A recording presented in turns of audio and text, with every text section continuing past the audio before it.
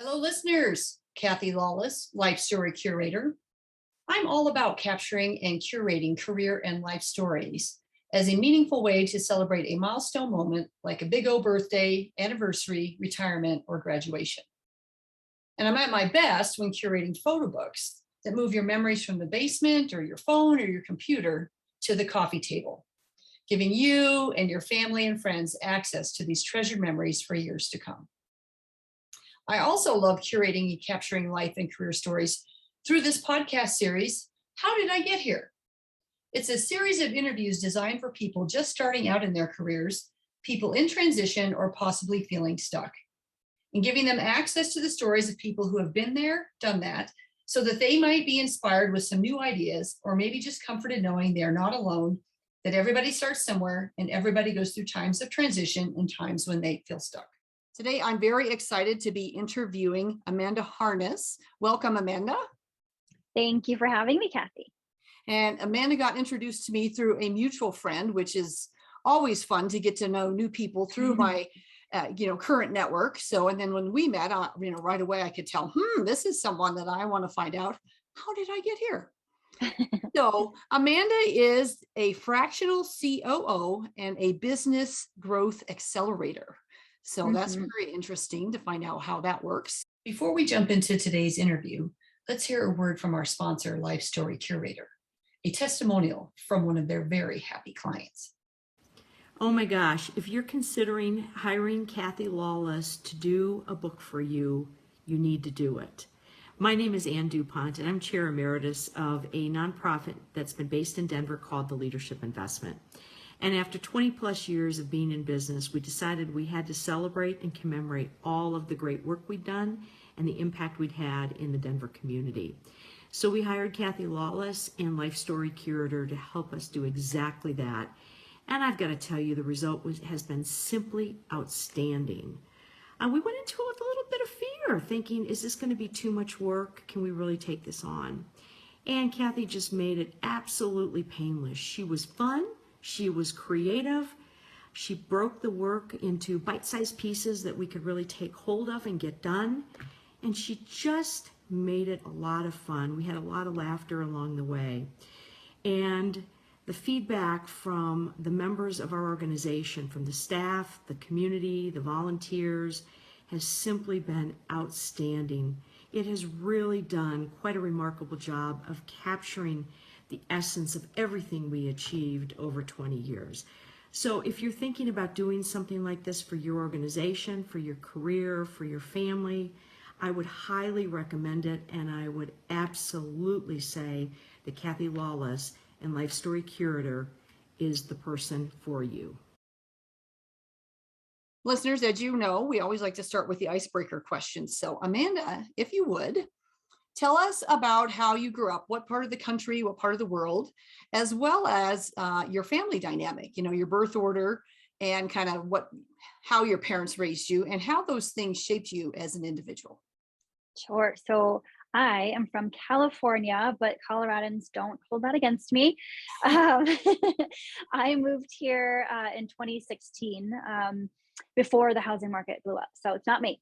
So I'm from the coast. I grew up right by the water. I've never lived more than a half hour from the water. It's tough here living in Denver and being landlocked. But I grew up in San Luis Obispo and Santa Cruz, and I always went to the beach a lot. I don't know how to surf. I'll call that out right now.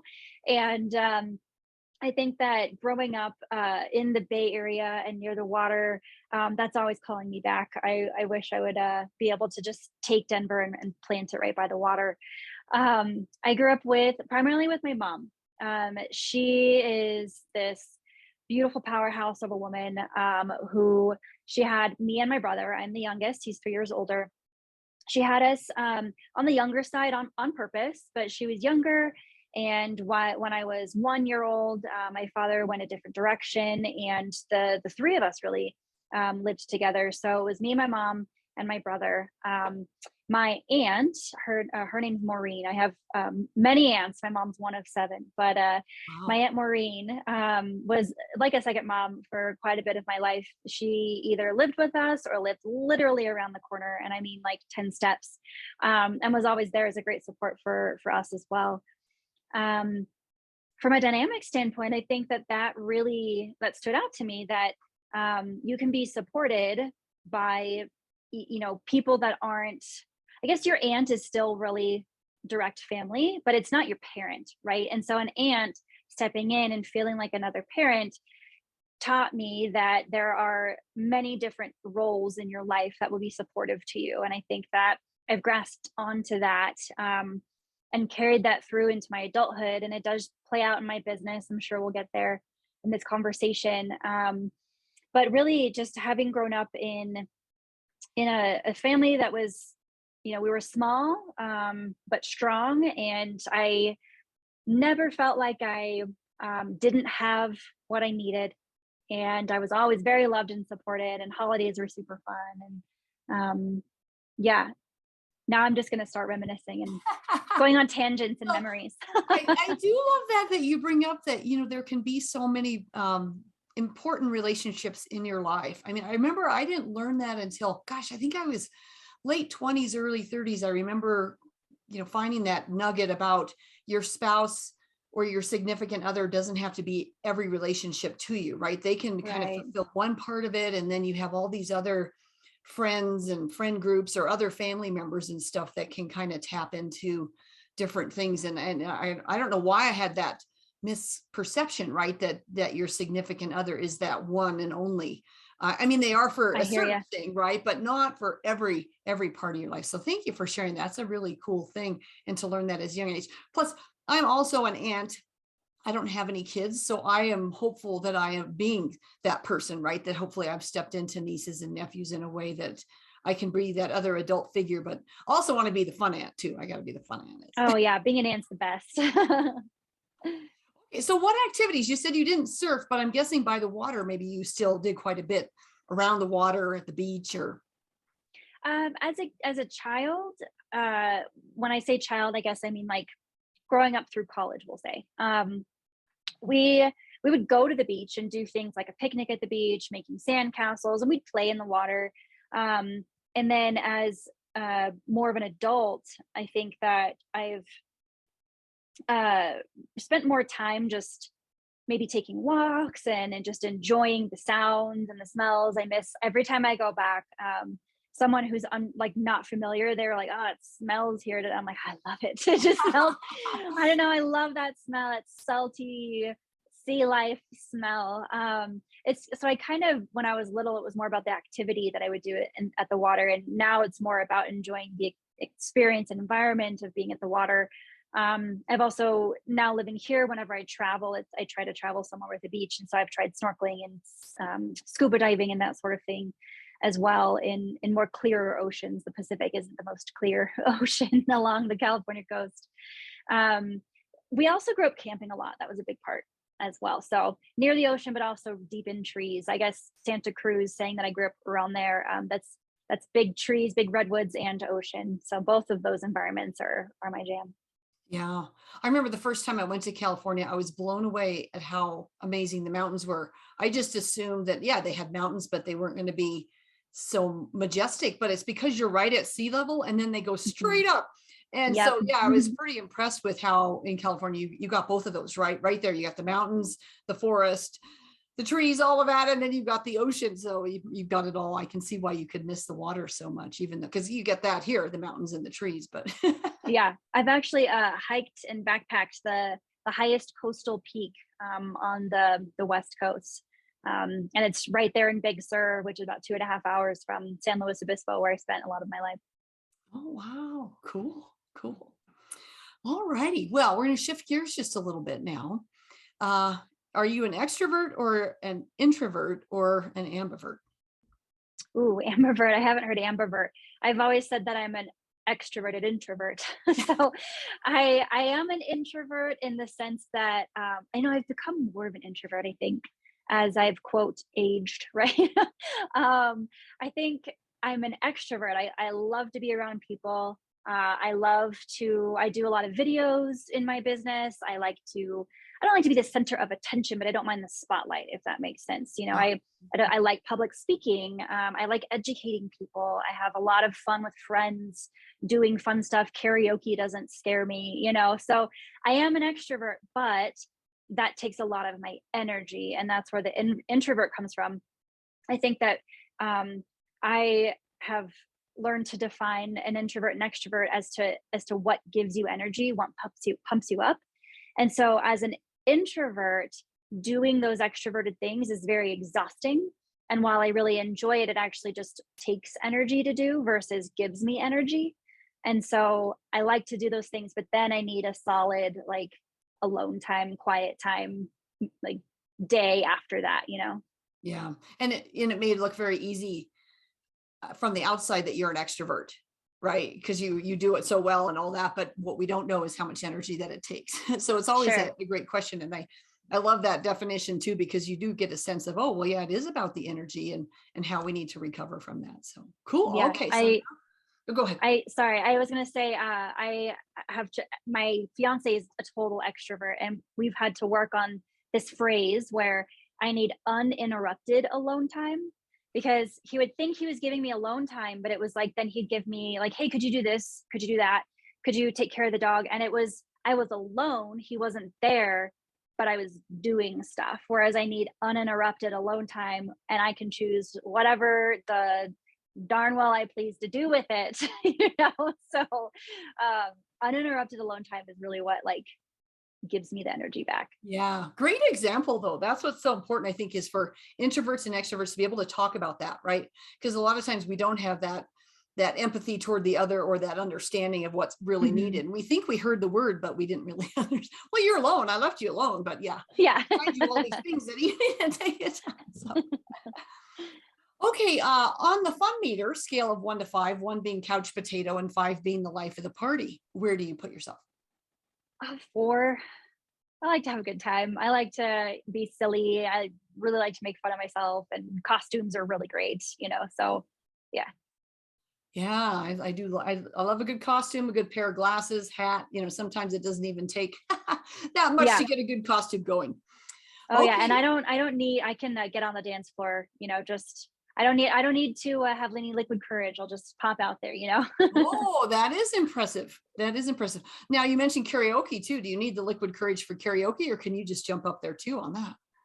Oh, I can just jump up there, and I will 100% pick a song that makes me sound even worse than I already am, because I'm bad. Like, I know that I'm not a good singer. I am not up there to perform because you want to hear me. I am not up there to perform because it's funny. Like, so I'll pick a song that it just requires an excellent voice, knowing I'm going to like really do a terrible job, but it's on purpose and it's more just for the entertainment value. How fun. How fun. I was thinking the other day, we're part of this women's group. Maybe we need to do some karaoke. I think that would be kind of a fun night and, get people out of their comfort zone. So, okay. So speaking of comfort zones, where are you on the risk meter? Same scale, 1 to 5, 1 being low risk taker and 5 being a high risk taker. You know, my instinct is to say 3. I definitely can't go below that because I'm an entrepreneur and that is inherently risky. I'm tempted to say 4. Maybe I'll say 3.5. I don't mind taking risks, but they're very intentional, I guess, was why I would want to make it a 3.5. They're very intentional. I've thought them through.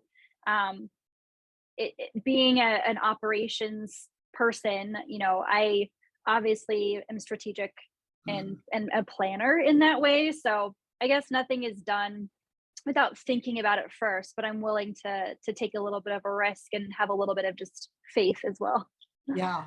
Yeah. Because operations is all about execution and delivery. Hmm. So you've got to be able to think that through. Whereas Creating order. other Yeah. things are more about the vision or the ideas or the ideation part of it. So, okay. Yeah. Cool. I guess it just depends on what we're talking about, right? Is it in my business? I guess I'm more risky with my business than I am with my clients' businesses. I'll let them decide what risk level they'll take and just present them the ideas. So maybe it just depends on what we're talking about. Yeah, no, that's a good point. That's a good point. It depends, right?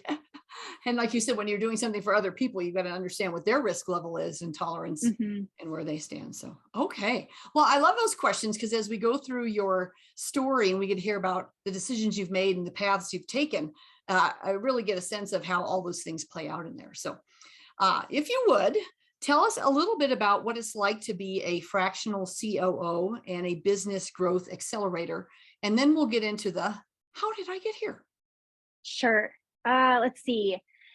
Well, as a fractional COO, I interact in a business on a part-term capacity as their COO. So it's a very collaborative role. Operations entails both the systems and process side of business, how things happen every day, and it includes who is doing the happening. So as an operations person, I get to really interact with the foundations of a business. How are they executing everything? What are they doing that's very client and customer centered? How are they retaining and attracting clients? What are they doing on a day-to-day basis, making sure that they're efficient and that we're removing any bottlenecks or cracks and things like that? And also helping the owner know what's happening on their day-to-day. Sometimes they can get stuck in the weeds and they just sort of flying by. But if they have a better idea of what's happening when, there's a level of confidence and comfort that comes with that, as well as consistency for the service you provide and the people you provide that to. And I also interact on the people side. So I like to bring the human aspect back to business. And I like to say we do serious work without being too serious, right? It's people aren't robots. They're not machines. They're not here to just do something because you said so, right? They have parents at home that have taught them because I said so their whole life. You don't need to be that person for them as well when you're the leader or the employer. So I like to try and address any leadership models or structures and address the trickle down effects that leadership has on a team of employees, as well as engaging those people to feel like they're being honored and seen and valued at work, that they're in an environment that they want to stay, that they feel like they can interact with the long-term vision of the business. And rather than thinking about how much we can get from somebody, we try and see how much we can encourage them to give. And so by optimizing this foundation of the people who do the processes, that's where we see the business growth at an accelerated speed, because we can take that foundation and turn it into an action. So the last key component is that strategy behind what it is that you want, and how are you going to get there? Who's going to help you? When do you have to do X and Y by? And so if you've got a really great foundation, you can then take that strategy that we've created together and make sure that you're going to get to that end goal, maybe a little faster, but still safely and successfully, and maybe with a little bit less acid reflux and wrinkles, a little more ease. I like that. With a little less acid reflux and wrinkles. We're all maybe dealing with those things. One of those things anyway, maybe. Awesome. Okay, so I get it. So then you're stepping in and you're doing as the fractional COO, but then you're also probably the teaching, leading, guiding influence on the consulting side about how to be that accelerator. So I would say you're not an interim, you're fractional, meaning you would have long-term engagements with your clients.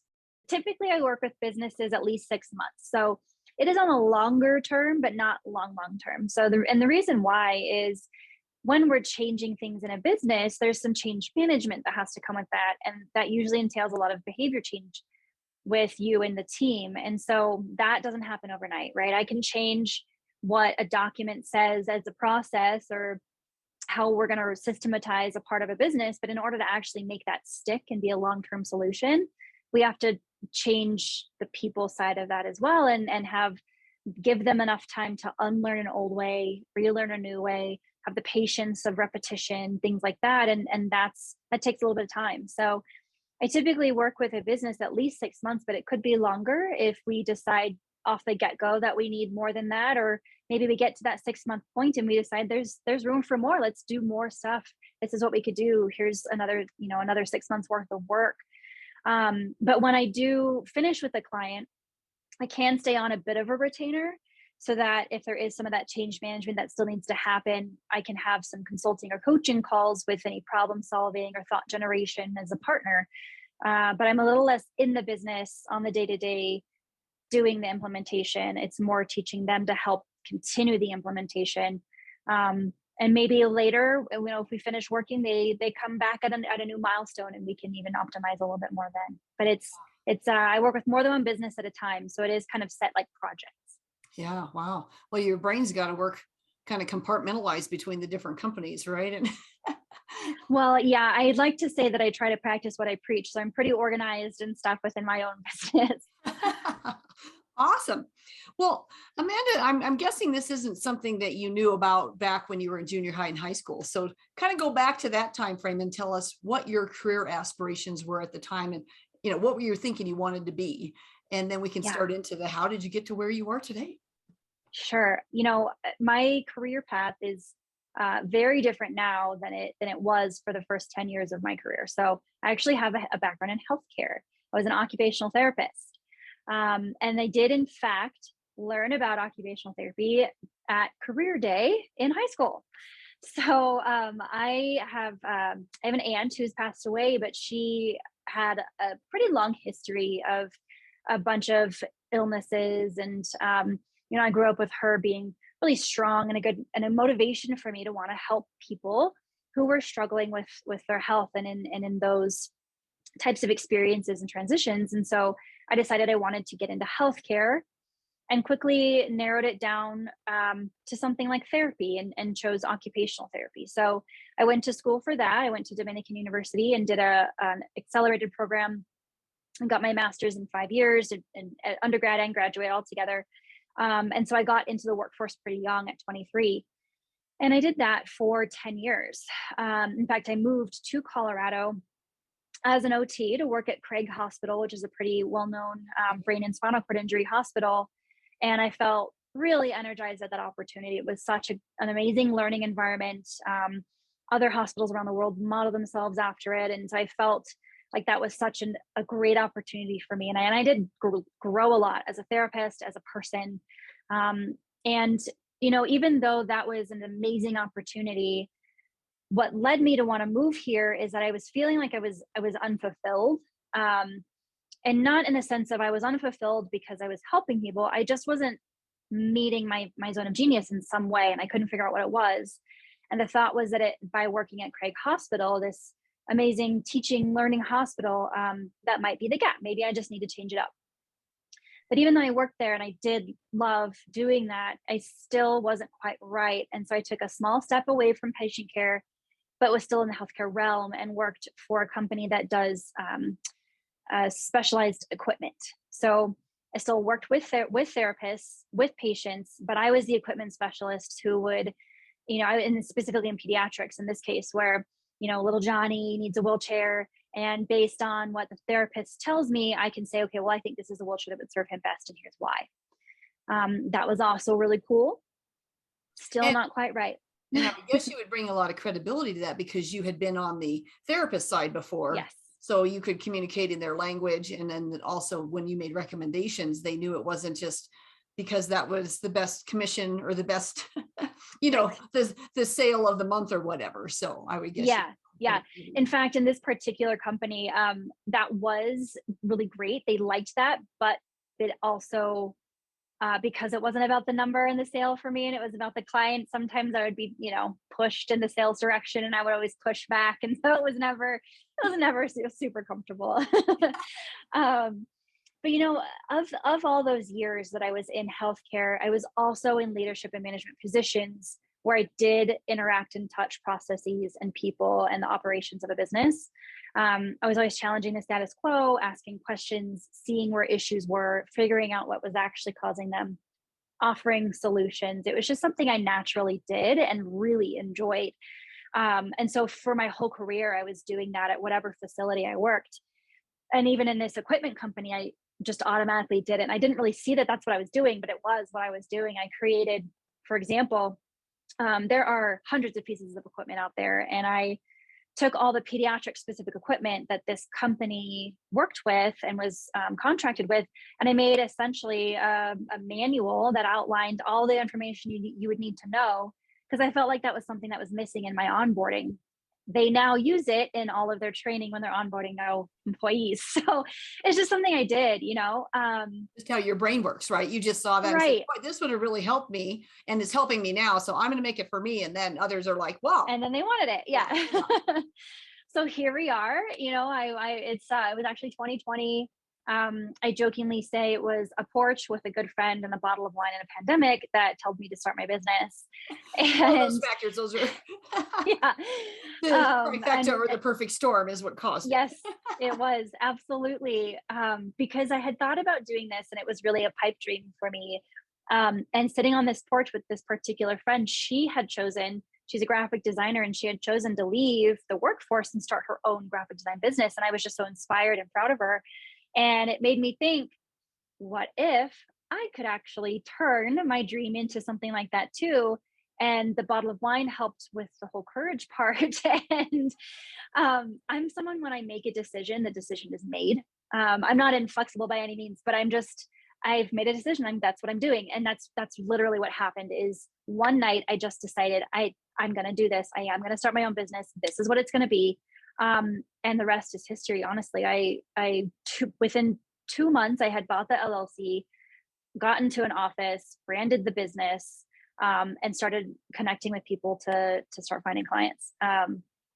Now, that's not to say it was super easy. Like, my first client came, 5 months later, but I was lucky with this equipment company. They let me go part-time. So I was able to work part-time in that while trying to start this business. But within 4 months, I went full-time in my own business. So I just decided, this is really what I actually love doing. It's what comes naturally and inspires me and is my zone of genius. And now I do it for many businesses instead of just one.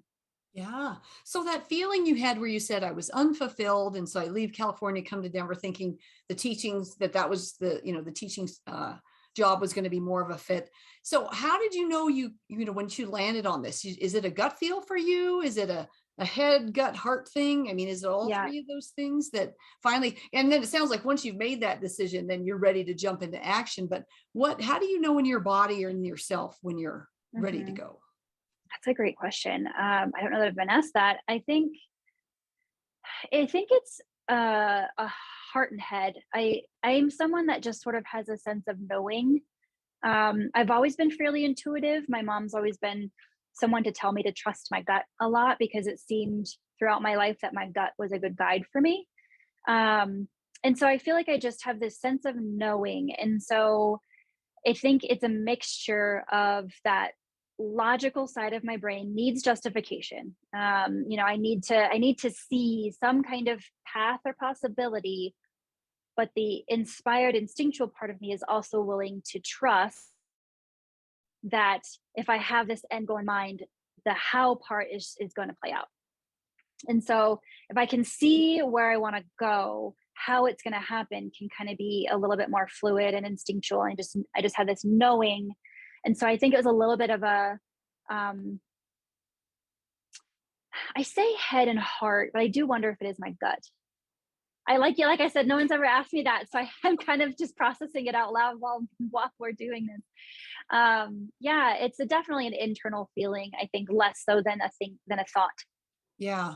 Well, and you mentioned too, I would stereotype that, if you're in operations, a lot of time the how can get the top priority. And I know that that's kind of was where I kind of came up through business, was in the operations side of things. So that's where my brain, unfortunately, when I do get excited about something, then it jumps to the how. And then that's how you can talk yourself out of stuff, right? Versus if you can stay in that space of I'm doing this and the how will figure itself out. And I know I can figure out how, but sometimes I'm like, no, I got to figure out the how. So that can be, debilitating sometimes, but it sounds like you're able to manage that for yourself really well. Yeah, I do work backwards, I think. So I've heard the term paralysis by analysis, and I think that's kind of what you're touching on there. Yep. I'm actually someone who sees the outcome and works backwards. So whenever I am building processes or thinking of how to do something, it's because we've already determined the end goal and we're working backward to make sure that what we're doing within the year, within the next 3 months, within the week, within the day is moving the meter, the dial in that direction. So I think that that's what makes it possible for me is I can get a clear vision of where we'll end up, and then how we get there is something that I can do next. So and it sounds like you're very It's the you're second very half. focused on that you got to get that clear vision of what you're Yes. getting toward, because that does drive a lot of the Yes. how. It can guide it in a lot of different directions. Yeah, it's Mhm. funny because when I look at how I manage projects and led teams and manage change and stuff, I would make sure I was very clear on the where are we going, what are the outcomes, what are the end goals, and sometimes you got to revisit that because new information comes up and you're like, well, if Yeah. this is our primary, then but these other factors, these other circumstances happen, does it change our primary? Or because sometimes it can. Absolutely. But then sometimes you just have to stay committed to the thing, and then you can make it happen. But Maybe I that's what do it is, say that I just stayed committed to the thing. Maybe that's what yeah, it is. I would say as an entrepreneur, when I started doing things that were really putting myself out there as me, selling me, that's where I got a lot of the doubt and fear. Mhm. So did that happen to you at all when you started selling? Because you were putting it all together, you were creating this new thing that's always fun and exciting. But then when you started actually having the sales conversations, did you ever have that little bit of, oh, I haven't really done sales before, but I guess you had done sales or sort Oh of with no. devices? No, I hadn't. I mean, even in that equipment position, I was given the customers, so I didn't have to go find them. No Um, cold calling. and no cold calling with that position or anything. And so I really hadn't, because yes, that particular position was under the sales umbrella in that business, but I didn't feel like a salesperson. Um, and so sales was very uncomfortable for me. And admittedly, I've done sales coaching. I've hired coaches specifically to help me address my skills in sales. I think that that is not something that most people are confident in or necessarily skilled at. But I've had those coaches tell me that it's really just persuasion. You persuade people all day long, right? You and your fiance want to go eat somewhere to dinner and you're really craving Thai food, and you persuade him to go for Thai food instead of Mexican. You just sold him Thai food. So I think it just made it feel like saying something is even the number, saying the number when I would ask people like, okay, this is how much it's going to cost. I felt like such an imposter syndrome for sure. And it's just coming down to, honestly, the work I do is of high service and is worthy of massive compensation. That's a quote by Amanda Francis. My work is of high service and worthy of massive compensation. And so it's okay. Like, of course I would ask people to pay me for this thing. I pay for a bed to sleep at a hotel, and what are they're giving me a place to sleep, but I'm still going to pay them for it. Right. And so it's the same thing. You just say it like you're asking for a glass of water. Like, this is what it is. And so it was very uncomfortable. I've had to work on my skills. I've hired people to help me when I felt like I got to a point where I read enough books and articles and stuff to help myself. And I only got to a certain point. Now I need someone to help me get to that next point. Yeah. So not afraid to ask for help and get coaching, which also, though Mm-hmm. you are a coach. So, that's not your formal title, I know, but the role that you're in many times. Yeah. And then if you can't accept coaching yourself, then how does that work? You know what I mean? So I think Right. you really are walking your talk there, but I like to talk and bring up the sales piece, because so much of us, just like you said, we're all in sales, right? We've had to sell Mm-hmm. our ideas. Maybe I was in operations, but you had to sell your ideas and sell that fact that maybe we could do this a little bit more efficient, or maybe we don't need to do this step. I mean, there's all kinds Mm-hmm. of ways that selling, but there's also so many hangups about selling. And some people are I'm not a salesperson. I don't want to do sales, or the salespeople aren't selling what we make or what we actually, I mean, I don't know. I feel like it's really a highly volatile topic. So that's why I'm always Yeah. when people step into that, how they feel about it, how they approach it. And like you're saying, you look at the skill set of it, but then there's also the mindset and the value. And you also acknowledge that too, that you felt like an imposter and the amount that I'm asking for and why, and have to I didn't want to justify be, it. yeah, I didn't want to, the stereotype of the sleazy car salesman is what people think of when they think of sales. And I had to work past that roadblock in my own mind. And I read a book, Never Split the Difference, which is by Chris Voss. And that really helped me on the mindset side of sales, because he really goes into the psychology behind sales and comes at it from a space of real integrity. And that what you're doing is you're really trying to understand what exactly that person needs, sometimes when they aren't sure. So you're helping them pick it apart sometimes too, and get clarity for themselves and for you, so that you know with high level of integrity that you're providing them something valuable that they need, and that you're not the car salesman just trying to get a number, and so it changing the approach there and coming at it from this of a high level of service type of sales versus I need the paycheck sales. Very, very different approach. And people feel that. People know when it's the less sleazy way. They can tell when they're being sold to. Yeah, yeah. Well, I always liked that term, solution selling, because it was all about, we're here to find a solution for you. And if it's not me, or if it's not our products and service and all that, but you kind of have to walk through a lot of what they're going through in order to do that. Right. So it sounds like you're kind of on that approach. So then you're bringing value. But I like that, how you don't, sometimes people don't know why they want what they want.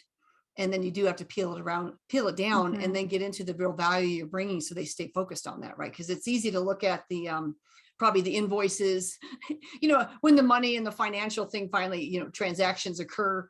There's, sometimes people kind of rethink things and go, well, wait a minute, am I getting the value out of this that I want? So without having to send them the report, like, here's the value.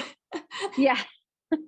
You want them to be. Well, there's such an emotional value to service businesses too, right? I mean, I like the idea of a roofing company, right? They're not just actually selling a roof, right? They're selling much more than that. You're not asking them to replace your roof just because you need to replace your roof.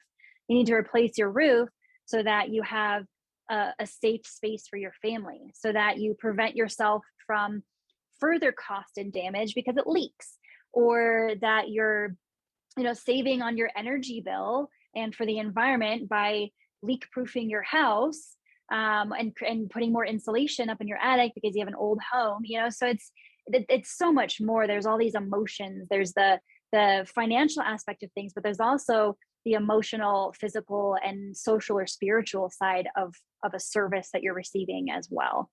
And that's what I try to make sure I focus on. Yeah. Yeah. Well, I didn't expect that we would spend so much time on sales, but this has been great. I know. Because I do think, again, if people are like in transition or feeling stuck, they may have maybe disqualified sales as an option, or disqualified a particular role because maybe there was a sales component of it. But you've offered, at least the one book. So say the title of that book again. Never Split the Difference by Chris Voss. And then the other woman you quoted, did she have a book that you read? She does. Her book title does have a swear word in it. It's Rich as F. It's Amanda Francis. She's a money mindset and life coach. And so she also honestly has helped me with my sales mindset, because she does help you get past some of the roadblocks you might put in your way around deserving money, or feeling like that imposter. And so she does talk about how you perceive money, what stories you create for yourself around money, maybe old perceptions and experiences you had when you were young that affect how you feel about money now. She's a fun person. She's a fun-loving person. I also listen to her podcast. She's also an open book, which I really appreciate, because I myself am about that. And I also just like how she writes, because you can tell it's very conversational, which is fun to read. So she's all about teaching and sharing, and yeah. And you have her same first name. So I did, yes, of course. Common thing there, but I love that one because, again, whether you're, selling a product, if you're in transition or stuck and looking for that next thing for you, you got to be able to sell yourself no matter what you decide to do, right? Maybe you go down the entrepreneurial route, or maybe you go into more of a corporate role, or a role where that's already been defined by another organization, but you still have to be able to go in and sell yourself and command the value that you want. Yes. And the value that your expertise does kind of command in the marketplace. So it's worthy to maybe she's a good read regardless of whether you're in sales, right? It's about that money mindset, just in general, what self-limiting beliefs we have around money and our value and what we bring. So there's a lot of introspection that she encourages during the read. Cool. Well, and your title sounds fun. I always like when people go a little bold, and that kind of gives you insight into what's going to be on the inside, right? Yes. Awesome. Well, Amanda, we probably need to start wrapping up here. I could keep asking you questions all afternoon, but let's start wrapping up. I've got 2 wrap-up questions. The first is, tell us what you think served you best when you kind of look back at your career. And it can be a personality trait, maybe a strength, or a characteristic, or a habit. What do you think served you best? Let's see. I think two small things come to mind. One of them we sort of brought up is being open for help. I think there is this mindset that happens when you own a business as though you're supposed to be good at everything. But you're not, and you don't need to be the expert at everything. That it's okay, and you should ask for help, whether it's temporary help, just asking for advice, or for me, one of the first things I outsourced was my books. I don't number. The numbers are not my friend. Thank goodness I have fingers to count on. So I outsourced my books because I wanted to make sure they were always straight, that I could always see my numbers, but I was not the one who wanted to spend the time on it or make sure that I was doing it right. I hired an expert. So I think asking for help. The other thing is, I think that personality trait of mine, where once I've decided something, I've decided, it can be seen as hard-headed. And perhaps when I were a young child who didn't know how to use her words, maybe I was a little bratty and I pushed and push and push. And but I think it's served me as a personality trait as an adult, because now I'm more eloquent and I use my words well, but I also know how to push and persevere and stay the course. And that's a little hard for some people, but that is something that does kind of come for me, is that I will have my moments where maybe there's some tears, maybe there's just some frustration, maybe I yell in the car, that absolutely happens because I'm a human being. And then I will move onward. I'll keep going. So you have that ultimate goal where you're headed, but that doesn't mean it makes it easy to get there, right? Oh yeah. Yeah, for sure. At some point you might have to question, well, is this still the right end goal? And then really figure that out for yourself. So very important skill. And then I love your other one about asking for help. I'm the same way. When I started my business, I right away hired a coach, because I had been in business for 20 plus years, but I didn't know how to start my own business and how to create a website and packages and programs and all these things. So I'm a big proponent of that, so that find the help where you need it, and where the areas where I didn't want to build my own website. I knew I could probably learn how to do it, but I'm like, but why? I really want to spend my time focused on, how am I going to sell this, and what am I going to be doing, and all of those pieces. So how you spend your time, right? Of course I could do my own books, but my time is best spent over here, doing this other. So, okay. And then last question, any words of wisdom that were impactful for you, maybe at a time when you were stuck or in transition, or maybe something that just inspired you, or that maybe you use with your clients? Yeah. If we had been doing this podcast a bit ago, I probably would have had a really great just quote that's inspiring to me. I love quotes. I have a journal I keep quotes in. I love that. But what's really helped me recently, and something I wish I had known sooner, was just the phrase "what if," because it's very easy to get stuck in the sky is falling, this isn't working, I've been trying this and I'm not seeing results, and da da da da. Or you maybe have these repeated experiences of something not working, but that doesn't mean it's not going to the next time, right? If you create the story for yourself that it's going to keep not working, well, that's what you're going to see. But if you think, what if this is the time it does work out? What if people are seeing my posts? they're just not pushing the like button, but they're seeing them anyway. What if I do make the money I want to make this year, because I set a high goal for myself? And what if I do actually make it? So it's just the idea that the other side is possible. So I try to catch myself often when I'm setting a limiting belief or not letting myself level up, challenge whatever thought I had, which is still valuable and still valid. But challenge that thought with, what if the other thing? What if I have this and more, Yeah. Well, and what if that's an open-ended question that gets your brain to really go down a different path than sometimes if we're stuck in this isn't working. Yeah, gets you out. Or that, and versus what if I change this or that, right? Or what if I looked at this from a different perspective? So I like that. I like that a lot. And you're right. It's so simple, right? 2 little words. What if? 2 little words. But where those 2 little words take you is what's so powerful. So yeah.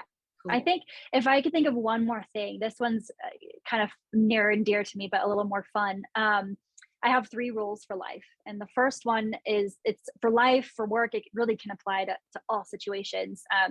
They came about because when I was skiing, because I got onto like a double black that was super icy and I got very scared. So they happened then, but now they've become sort of my like 3 rules for everything. And so the first one is, don't panic. The second one is, be tenacious. And the third one is, party. So don't panic, pause, think it through. What if, like, figure your stuff out, be tenacious and push forward, move onward, do the thing, and then party, because you did a really good job no matter the outcome. And you should celebrate all the little and big successes. And we deserve all the fun in the world when we work as hard as we do. So yeah. Oh, that's so awesome. And I love that you shared where you came up with it, because I'm just envisioning you on that double black going, oh, don't panic. I can get down, right? And then, okay, I fell again. I don't panic. I can get down. And then when I get down, I am going to party. I mean, I can. That's right. And then, so when you got down, did you party like right then, or did you get on the lift and go back up to like a different slope? Oh gosh, I don't remember. I'm sure I I don't know, probably partied in my soul just for the fact that I made it. Yeah. I mean, I'm not a terrible skier. It was just a terrible situation that was like, okay, I need to work through this. Yeah. Well, you can get yourself into it. Well, especially skiing, right? You could have ended up like in the trees or in a, some deep powder you weren't comfortable with, or maybe it was very windy and you just didn't like the condition. I mean, there's a lot of things that are outside of your control, right? So, which is what life is. So I love all 3 of those. Oh gosh, we could have a whole podcast just on that, right? Yeah, totally. Well, I know that you need to scoot here shortly. So I just want to thank you again for sharing your story today. This was really great insight and background. And I really think listeners, if they're stuck or in transition, hopefully they'll get some nuggets out of today, because there was a bunch of them in there that can get them going. So we got some great books, some quotes, and then I love your rules. Like, don't panic, be tenacious, and then party and celebrate. Yeah, that's right. And listeners, if you enjoyed today's interview, please subscribe below so that you will be notified as other interviews are published. If you have any questions for me or for Amanda, you can find this interview on my blog, on my website, lifestorycurator.com. And I'll also post, again, Amanda's social media information there should you want to get in touch with her. So you can post comments, questions, etc. And on that note, I guess I'll say stay safe, stay well, and let's keep sharing those stories. Have a great day.